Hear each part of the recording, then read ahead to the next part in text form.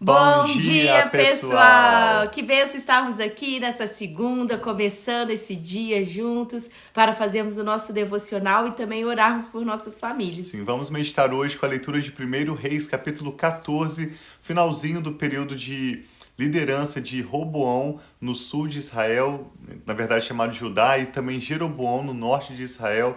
Seguimos a leitura da história dos reis de Israel, aprendendo sobre como as nossas atitudes, as nossas decisões hoje influenciam não apenas o ambiente do nosso lar, mas também o futuro dos nossos filhos. Ao final dessa leitura, nós queremos orar para uma semana abençoada, então te convidamos a acompanhar essa breve leitura e ao final dessa leitura eu e a Rafa queremos orar pela sua vida e pela sua família. Amém. Pai, obrigado por esse Obrigado, novo Senhor. dia. Obrigado pelas tuas Graças misericórdias te que se damos. renovam a cada manhã. Nós pedimos, Pai, a tua bênção sobre esse dia e sobre essa leitura também. Que o Senhor fale conosco, tenha liberdade, Pai, de ministrar aos nossos corações, de trazer as mudanças necessárias e de trazer, Pai, a revelação de quem o Senhor é, o nosso Deus, o nosso amado Deus. Nós te louvamos e te agradecemos em nome de Jesus. Amém. Seguimos então nessa leitura da história dos reis de Israel. Sempre vamos lembrar como Davi foi um bom exemplo como rei de Israel. Quanto mais Davi foi se envelhecendo, mais ele foi se quebrantando e com um coração humilde, um coração grato e comprometido com o propósito de Deus, Davi se tornou um exemplo para os reis de Israel. Mas muitos reis não seguiram nos caminhos do Senhor como Davi. Nós vemos como o próprio filho dele, Salomão, no final da sua vida, se desviou dos caminhos do Senhor, tolerando práticas religiosas e alianças com outros povos que Deus tinha alertado a não realizarem. Então, Salomão experimentou consequências ruins, a divisão do reino, como nós vimos aqui com Roboão e Jeroboão, e nós estamos chegando aqui no finalzinho do período de governo lá em Judá, de Roboão, que era filho de Salomão, e também de Jeroboão, que governou no norte de Israel. Vamos ler então hoje 1 Reis, capítulo 14, lembrando que nós não estamos apenas aprendendo sobre a história de Israel, mas aprendendo mais sobre o coração de Deus e sobre os planos dele para as nossas famílias. Então diz assim, 1 Reis, capítulo 14, verso 1, diz: Naquela época, Abias, filho de Jeroboão, ficou doente, e este disse à sua mulher: Use um disfarce para não ser reconhecida como mulher de Jeroboão, e vá a Siló, onde vive o profeta Aías, aquele que me disse que eu seria rei sobre este povo. Leve para ele 10 pães, alguns bolos e uma garrafa de mel. Ele dirá a você o que vai acontecer com o menino. A mulher de Jeroboão atendeu a seu pedido e foi à casa de Aías em Siló. Ora, Aías já não conseguia enxergar, tinha ficado cego por causa da sua idade. Mas o Senhor lhe tinha dito: a mulher de Jeroboão está vindo para perguntar a você acerca do filho dela, pois ele está doente, e você deve responder-lhe assim e assim. Quando ela chegar, vai fingir que é outra pessoa. Quando Aías ouviu o som dos passos junto à porta, disse: Entre, mulher de Jeroboão. Por que esse fingimento? Fui encarregado de dar más notícias a você. Vá dizer a Jeroboão que isto é o que o Senhor, o Deus de Israel, diz: Tirei-o dentre o povo e o tornei líder sobre Israel, o meu povo. Tirei o reino da família de Davi e o dei a você. Mas você não tem sido como meu servo Davi, que obedecia aos meus mandamentos e me seguia de todo o coração, fazendo apenas o que eu aprovo. Você tem feito mais mal do que todos os que viveram antes de você, pois fez para você outros deuses, ídolos de metal. Você provocou a minha ira e voltou as costas para mim. E o profeta Aías segue falando: Por isso trarei desgraça à família de Jeroboão. Matarei de Jeroboão até o último indivíduo do sexo masculino em Israel, seja escravo ou seja livre. Queimarei a família de Jeroboão até o fim, como quem queima esterco. Dos que pertencem a Jeroboão, os cães comerão os que morrerem na cidade, e as aves do céu se alimentarão dos que morrerem no campo. O Senhor falou. Quanto a você, volte para casa. Quando você puser os pés na cidade, o menino morrerá. Todo Israel chorará por ele e o sepultará. Ele é o único da família de Jeroboão que será sepultado, pois é o único da família de Jeroboão em quem o Senhor, o Deus de Israel, encontrou alguma coisa boa. O Senhor levantará para si um rei sobre Israel, que eliminará a família de Jeroboão. O dia virá. Quando? Agora mesmo. E o Senhor ferirá Israel de maneira que ficará como junco balançando na água. Ele desarraigará Israel dessa boa terra que deu aos seus antepassados e os espalhará para além do Eufrates, pois provocaram a ira do Senhor com os postes sagrados que fizeram. Ele abandonará Israel por causa dos pecados que Jeroboão cometeu e tem feito Israel cometer. A gente vê como Deus, ele detesta, ele não gosta mesmo de idolatria. A gente vê que o principal pecado de Jeroboão, ele que o próprio Deus tinha escolhido para colocar no governo, o principal pecado dele foi a idolatria, construir altares idólatras. Aqui fala sobre as imagens de metal, imagens que ele construiu. A gente vê que Deus detesta a idolatria, porque isso tira a glória de Deus, tira a dependência de Deus, a honra de que Deus é o Deus que fez todas as coisas, é o Deus que governa as nossas vidas, está sendo substituído por coisas feitas por mãos de homens. Então a gente vê que a principal coisa, o principal motivo que Deus está falando contra Jeroboão é contra a idolatria que ele fez contra Deus. Então, verso 17. Então a mulher de Jeroboão levantou-se e voltou-se para Tirza. Assim que entrou em casa, o menino morreu. Eles o sepultaram e todo Israel chorou por ele, conforme o Senhor predissera por meio de seu servo, o profeta Aías. Os demais acontecimentos do reinado de Jeroboão, suas guerras e como governou, estão escritos nos registros históricos dos reis de Israel. Ele reinou durante 22 anos, e então descansou com seus antepassados, e o seu filho Nadab foi o seu sucessor. Então nós estamos tratando aqui de Jeroboão, que reinou sobre o norte de Israel. Lembre-se que o reino de Israel havia sido dividido em dois após o período de governo de Salomão. Então, o filho de Salomão, Roboão, sobre quem nós vamos ver um pouquinho agora, governou no sul, sobre Judá e Benjamim apenas. E todas as outras 10 tribos a norte foram lideradas por Jeroboão.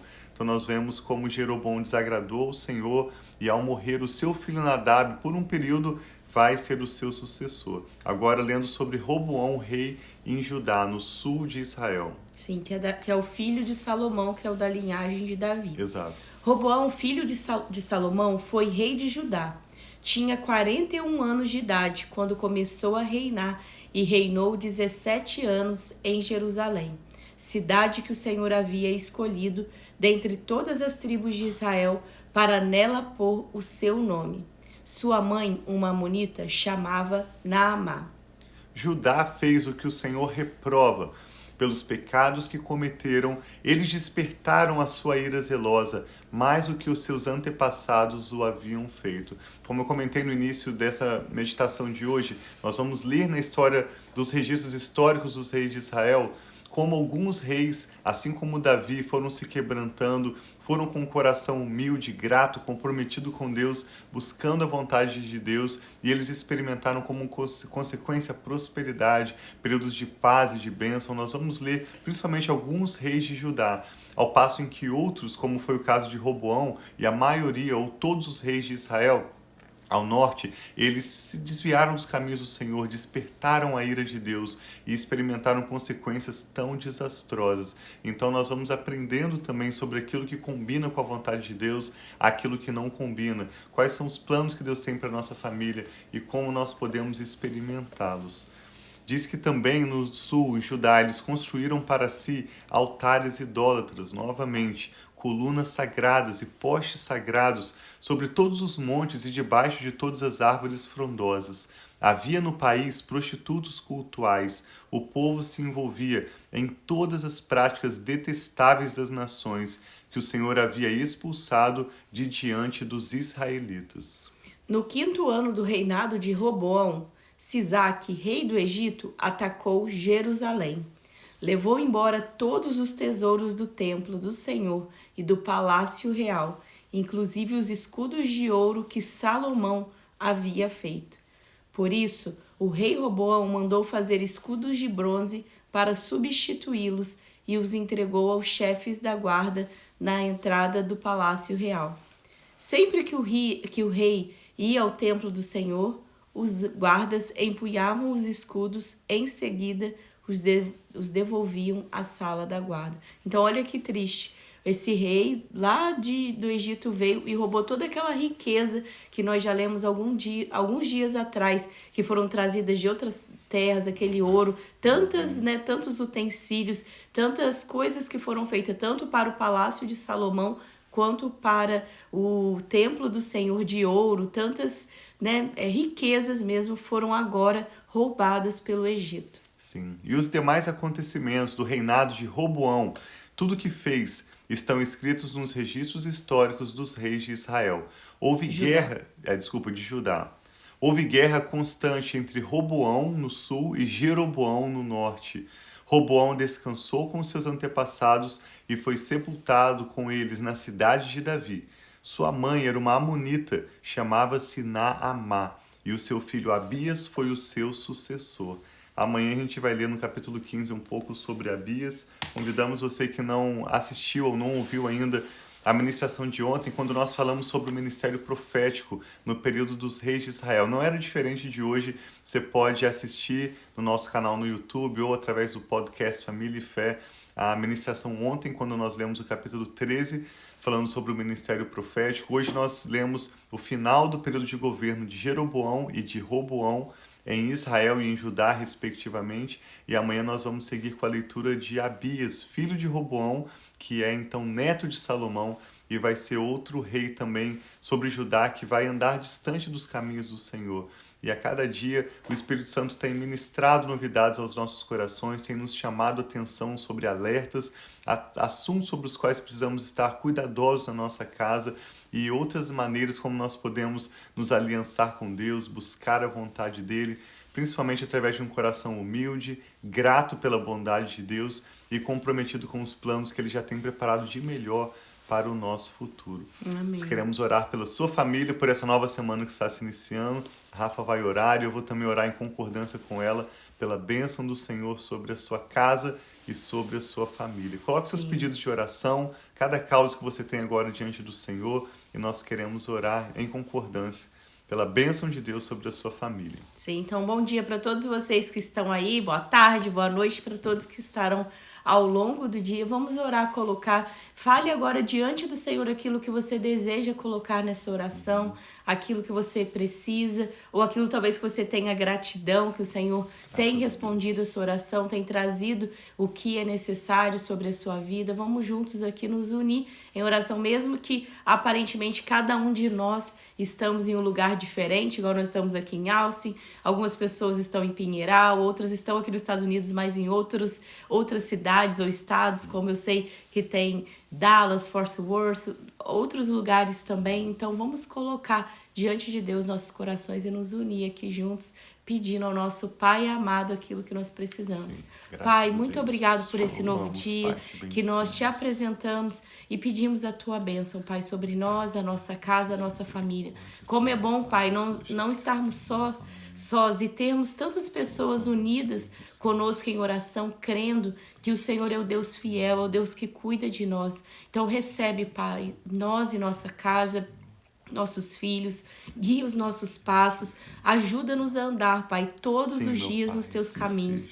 E se tem, Pai, alguém na nossa família, alguém, seja mesmo na nossa casa, seja aqui representado um filho, um neto, ou seja quem for, um sobrinho, Senhor, que o Senhor possa trazer de volta, Pai, Amém. para andar nos teus Volta caminhos. nossos corações Nós para sabemos, o Pai, Senhor. que nós precisamos de Em Ti, nome de Jesus. que a nossa vida longe de Ti, Pai, não é uma vida que nós podemos desfrutar da satisfação, da bênção, da vida abundante que o Senhor tem para cada um de nós. Então nós clamamos a Ti, Pai, pelo retorno à casa, Amém, daqueles Pai. que precisam Assim retornar. seja, em nome Nós de clamamos Jesus. a Ti, aqueles que talvez estejam, Pai, em seja, casa, mas em não nome de estão desfrutando da plenitude, Pai, de tudo aquilo que o Senhor tem. Eu peço que cada um de nós possamos ter os nossos olhos abertos para a grandeza de quem o Senhor é, que nós possamos ter um coração grato, um coração satisfeito, Pai, porque o Senhor diz que o Senhor veio para nos dar vida e vida em abundância.